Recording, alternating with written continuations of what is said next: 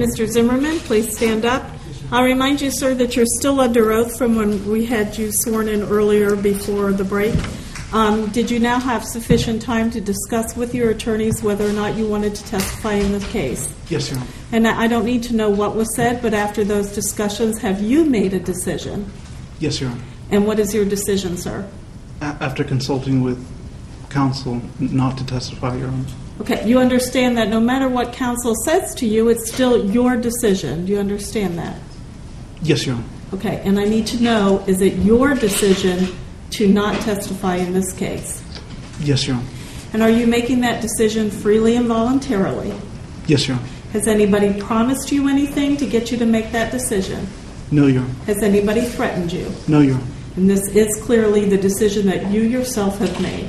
Yes, Your Honor. Thank you very much. If the defendant started to sit up and Trayvon Martin was getting up, are you saying that there couldn't be a 90-degree angle? Am I saying there couldn't be a Right. 90-degree angle with Right. him in a half-up position Right. and you trying to get up?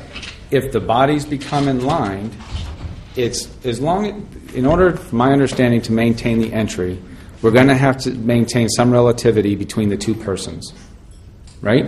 So the relativity, I can sit here and say the same thing, that if I'm laying completely back and you're more forward, I can get a 90-degree entry. If we're both coming up, you're asking me to bring up a conclusion, could it happen that way? The answer is absolutely yes. If he's getting up and he's getting up together, sure. There's no way I can sit here and say that, no, you couldn't have two people that are maintaining alignment not have that entry. And you were also provided the firearms report, right? And you learned that it was a contact wound with the clothing that Trayvon Martin had on?